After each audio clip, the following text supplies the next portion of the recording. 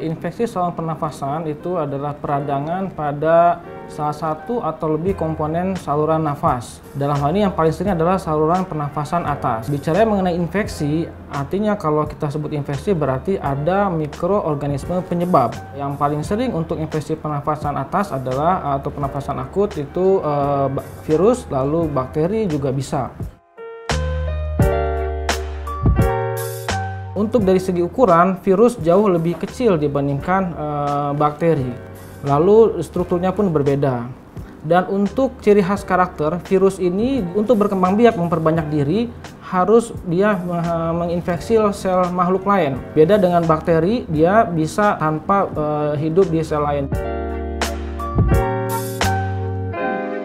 Gejalanya bisa berupa batuk, pilek, demam, lalu ada juga nyeri menelan atau nyeri tenggorok, terus badan terasa linu, sakit kepala. Itu semua bisa sama-sama disebabkan oleh virus ataupun bakteri. Untuk beberapa kasus yang sifatnya istilahnya sistemik, seperti halnya sekarang yang lagi pandemi itu COVID, ada beberapa gejala di luar pernafasan seperti mual, muntah, atau bahkan BAB-nya cair. Virus yang menyerang infeksi pernafasan akut ini umumnya gejalanya bahkan bisa sembuh sendiri, artinya ringan. Kalau bakteri umumnya kalau tidak ditangani dengan baik, dia akan berkembang lama-lama memberat sehingga infeksi pernafasannya berlanjut ke yang lebih berat, pernafasan bawah, yaitu infeksi paru, sehingga pada kasus-kasus tertentu bisa menimbulkan bahkan kematian. Kalau ditanya terjadinya, umumnya adalah terjadi melalui penularan, ya. Kita bicara penularan.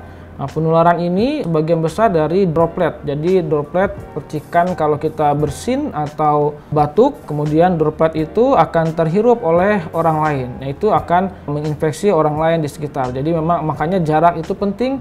Semakin jauh kita bicara, droplet itu tidak akan terjangkau ke orang lain di sekitar kita. Lalu kalau kita menyentuh permukaan atau benda yang di situ sudah ada virusnya, seperti COVID yang sekarang. Jadi kalau permukaan atau benda ada virus, kita pegang, lalu tangan kita menyentuh hidung atau mulut kita, itu bisa tertular.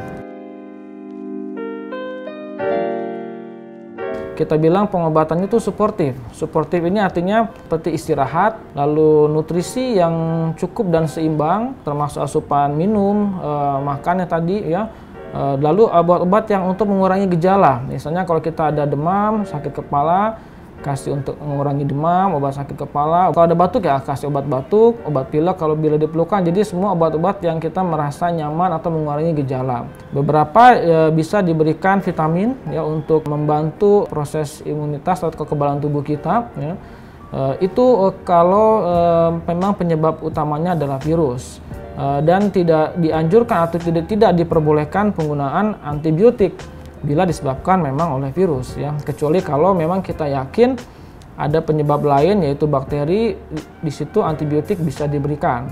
Nah, untuk yang berat, contohnya misalnya COVID yang saat ini, tentunya memang pasien harus dirawat, nutrisi tetap, terus obat-obatan untuk mengurangi keluhan pasien, diperlukan obat-obat tambahan yaitu antivirus, ya, memang ya tergantung organ-organ yang terlibat. Karena kalau sudah berat ini memang bisa melibatkan organ lain, ya, karena sifatnya tadi sistemik, artinya bisa berdampak ke jantung, ke masalah kekentalan darah, itu semua akibat infeksi virus yang berat.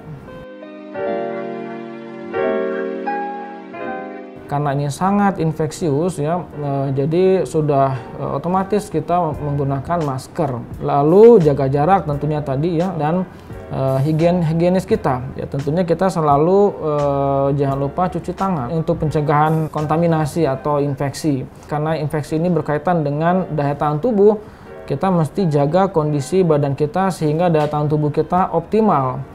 Artinya kalaupun sampai kita terinfeksi, kita berharap tidak berlanjut menjadi perburukan atau makin berat.